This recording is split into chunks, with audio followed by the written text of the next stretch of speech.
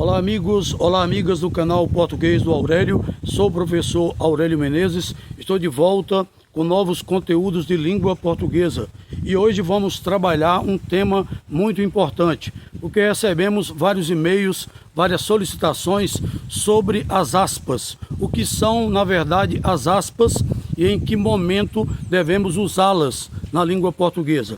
É importante entender que as aspas são um sinal gráfico e servem para modificar a leitura e também para organizar o texto em determinadas situações. Então, este sinal gráfico, as aspas, pode perfeitamente ser usado para você isolar algumas expressões, indicar uma certa ênfase na expressão, serve também para modificar a forma de leitura e serve também para organizar o texto, porque vai mostrar como a frase pode ser interpretada. A frase completa ou então apenas uma palavra daquela frase. Então, as aspas servem exatamente para isso, para modificar a forma de escrever, a forma de colocar no texto. Lembrando que o sinal gráfico é qualquer símbolo visual que não seja uma letra ou número.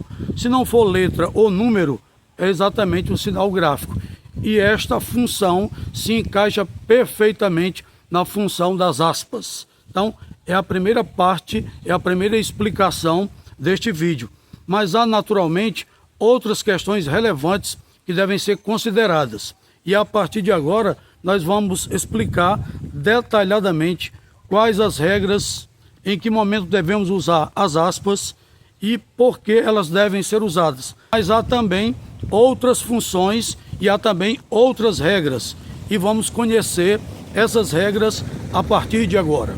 Bem, queridos, voltamos para lembrar e para complementar uma informação sobre os sinais de pontuação e os sinais gráficos, porque há uma diferença entre eles. Os sinais de pontuação servem para indicar a leitura, para guiar a leitura, indicar pausas e entonações. Já os sinais gráficos têm uma outra função, servem para dar informações extras sobre uma palavra destacada e ainda destacar o seu significado. Portanto, tem funções parecidas, semelhantes, mas diferentes. E é bom lembrar que entre os sinais de pontuação estão o ponto, a vírgula, ponto e vírgula, ponto de interrogação, ponto de exclamação, dois pontos. Estes, portanto, são os sinais de pontuação. Em relação aos sinais gráficos, nós temos os acentos, acento grave, acento circunflexo, acento agudo, temos ainda o hífen, temos também o apóstrofo, enfim, são outros sinais que normalmente são usados no texto, dentro do enunciado. Portanto, são sinais diferentes, embora as aspas pertençam aos sinais de pontuação, mas são também um sinal auxiliar gráfico. Aí é que está a diferença entre o sinal de pontuação e o sinal gráfico. Por quê? Porque as aspas cumprem essas funções. Isso é muito importante entender. E nós vamos mostrar os detalhes citando alguns exemplos a partir de agora. Acompanhe a explicação comigo. Bem, queridos, e agora vamos esclarecer uma dúvida muito importante em relação ao uso das aspas. Quando usar letra maiúscula e quando usar letra minúscula entre aspas. Há uma regra exatamente para isso. O uso de letra maiúscula dentro das aspas depende exclusivamente de como a frase citada foi construída originalmente e depende também da estrutura do texto. Então vamos lá. Quando usar letra maiúscula dentro de aspas? Use a inicial maiúscula se a citação for uma frase completa e independente. Então, se for uma frase completa e independente, você pode usar sem nenhum problema a letra maiúscula. Exemplo, após dois pontos, após o sinal dois pontos. O professor disse, dois pontos, a prova será adiada. O professor disse, dois pontos, a prova será adiada. Então, neste caso, você vai abrir aspas, a prova, e depois fecha aspas na palavra adiada. ou seja, no final da citação, no início e no final da citação. O professor disse, dois pontos, a prova será adiada. Aqui você usará a letra maiúscula, ou seja, a letra A deve ser maiúscula. Também deve ser maiúscula no início de período.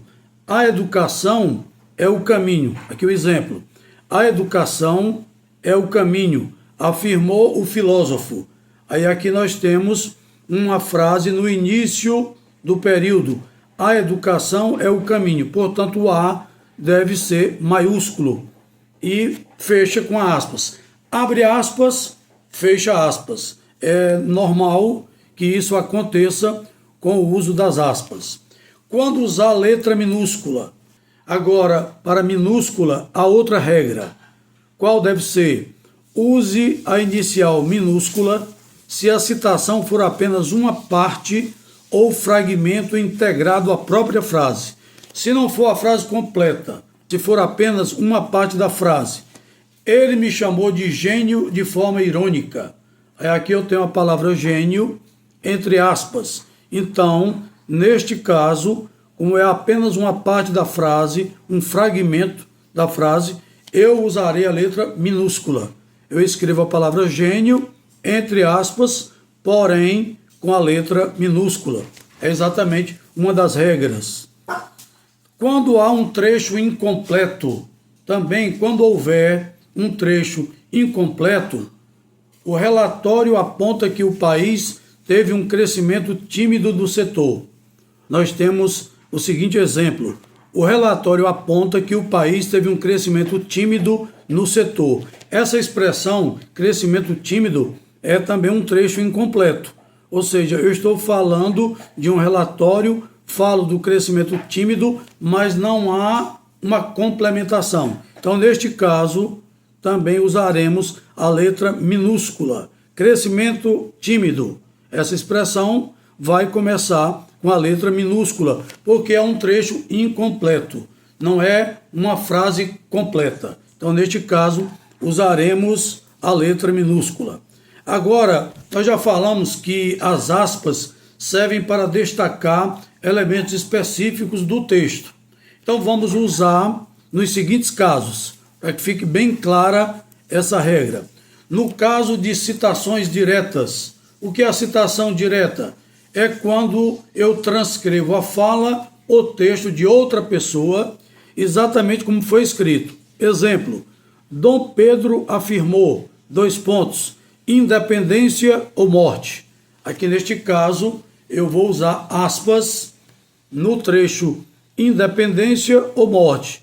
Abre aspas, fecha aspas. Lembrando que neste caso, a letra é maiúscula. Independência ou morte. Em relação aos neologismos, quando usar aspas nos neologismos, gírias e estrangeirismos. O que é o neologismo? É uma palavra nova, é uma palavra que foi criada por alguém, passou a ser utilizada, então chamamos de neologismo. Então, neste caso, como deve ser o uso? Para que serve? Para que serve as aspas neste caso? Serve para destacar palavras novas, informais, ou então de outros idiomas, que são chamados estrangeirismos. Exemplo, ele flopou no texto. Ele flopou no texto. Esse flopar é uma gíria muito utilizada atualmente. Então, no caso da gíria, aí para destacar a palavra, você vai destacar a palavra flopou. Coloca entre aspas. Porém, será uma letra minúscula. Vai começar com a letra minúscula. Ou então, vamos startar o processo amanhã. Startar é um estrangeirismo. É uma palavra que vem do idioma inglês. Então, se é um estrangeirismo, eu também devo colocar entre aspas, exatamente para destacar esse elemento da frase, mostrando que ali se encontra um estrangeirismo, uma palavra que veio de outro idioma e que está sendo utilizada na língua portuguesa. Também outra regrinha, usamos aspas para indicar ironia ou então sentido figurado. Nesses dois casos, nós podemos usar as aspas. Indicar que a palavra não deve ser usada no sentido literal, mas sim no sentido conotativo, ou seja, no sentido figurado. Então, quando devemos usar aspas, neste caso, vamos citar aqui um exemplo. O santo do seu irmãozinho quebrou o vaso de propósito. O santo do seu irmãozinho quebrou o vaso de propósito. Este santo, esta palavra santo, deve ficar entre aspas. Por quê? Porque trata-se de uma ironia. Eu estou dizendo que o menino não é santo coisa nenhuma. É exatamente o contrário. Mas aí eu uso como ironia a palavra santo. Então esta palavra santo vai ficar entre aspas. Tá certo? Vai ficar entre aspas porque vai indicar a ironia. Também podemos usar aspas nos títulos de obras para identificar capítulos, artigos, contos ou poemas. Aí você vai ler, por exemplo, li o conto A Cartomante de Machado de Assis. Essa expressão A Cartomante, que é o título do conto, eu vou colocar entre aspas. E aí, neste caso, como se trata do título de um conto ou de um livro, então eu usarei a letra inicial maiúscula. A Cartomante. Então o A deve ser maiúsculo. Outra regra para que fique bem clara essa questão das aspas. Aspas, no caso do ponto final. O ponto final vai dentro ou fora das aspas? Essa é uma dúvida muito comum. Você escreve ali uma frase, coloca aspas e fica em dúvida se deve colocar o ponto final dentro ou fora das aspas. Então vamos lá. Dentro das aspas, qual é a regra? Se a citação começar e terminar com aspas, ou seja, se a frase for completa, você usará dentro das aspas. Exemplo, a pressa é a inimiga da perfeição. A pressa é a inimiga da perfeição. Aqui neste caso, você vai colocar o ponto dentro das aspas. Ou seja, você faz o ponto, depois coloca a última aspa. Fora das aspas, qual é a regra? Se a citação for apenas uma palavra ou trecho no fim da frase, aí você usará o ponto fora das aspas. Neste caso, você usará o ponto final fora das aspas. Exemplo, ele declarou que a situação é caótica. Aí você vai abre aspas no início da palavra caótica, fecha aspas no final da palavra e depois faz o ponto fora das aspas. Esta é exatamente a regra. E lembrando que neste caso do qual estamos falando agora, a letra inicial deve ser minúscula. A palavra caótica vai começar com a letra minúscula. Por quê? Porque ela está exatamente no final da frase. Está no fim da frase. Então, você colocará a letra minúscula da palavra caótica, que deve ficar entre aspas. Esta exatamente é a regra. Portanto, são os detalhes, são as regras mais importantes que tratam do uso das aspas, que, como já dissemos no início do vídeo, as aspas são um sinal auxiliar gráfico, que fazem parte dos sinais de pontuação da língua portuguesa. As aspas acabam sendo consideradas como sinais gráficos e, ao mesmo tempo, sinais de pontuação. Aí, portanto, queridos, temos todas as explicações sobre o uso das aspas, sobre os sinais de pontuação e os sinais gráficos. Estamos encerrando o nosso vídeo de hoje. Eu espero que vocês tenham gostado do vídeo. Continue acessando o canal O Português do Aurélio. Ativem o sininho para receber notificações.